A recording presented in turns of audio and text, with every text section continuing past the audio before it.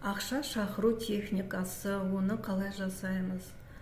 Біріншіден, сіз сенетін сумма болу керек, миыңыз сенетін сумма болу керек. Өйткені ми сенбесе, ол ақша сіздің өміріңізге келмейді, ми қарсыласады. Екіншіден, сіз сол сумманы ойладыңыз да, мысалға 5 миллион, 10 миллион деген сияқты, сол ақшаны уже сіз қолыңызға түсті, қалтаңызда, міне сізге келді ол ақша.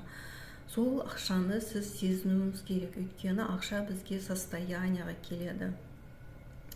Енді сіз сол миыңыз сенетін сумманы ойладыңыз, состояниеға келдіңіз, көтеріңкі көңіл күйді, мысалы, вот ақшамен қалтама түсті деген сияқты. Енді сол сумманы неге жұмсайсыз, соны толық жазып шығуыңыз керек. Мысалға,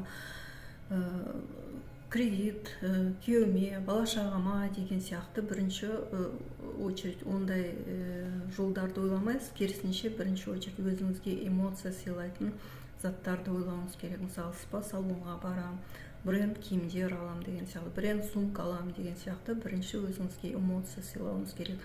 Сосын барып қалған нәрселерді жазып шығасыз. Егер де шынында да сіз өзіңіздің өміріңізде ақша неге келмей жатыр, миыңыздағы установканы анықтағыңыз келсе, менің авторлық методым ақша және мен деген раскопкаға жазылсаңыз болады. Бұл раскопкада сіз не білесіз? Бұл жерде біз сурет салу арқылы мидағы сіздің түпкі санаңыздағы установкаларды анықтаймыз. Неге сізге ақша келмейді? Және де әртүрлі НЛП техникалар арқылы сіздің өміріңізге ақшаны қалай шақырамыз. Нақты терапия жүреді, нақты мидағы, түпкі санадағы образдарды, установкаларды анықтаймыз. Өйткені түпкі сана бізбен тек қана образдар күйінде сөйлеседі. Сондықтан да сіз жаңағы психоанализ жасаған кезде өзіңіздің түпкі санаңызда жатқан установкаларды анықтау арқылы өзіңіздің неге ақша келмей жатқанын анықтайсыз. Ол жерде біз сурет саламыз.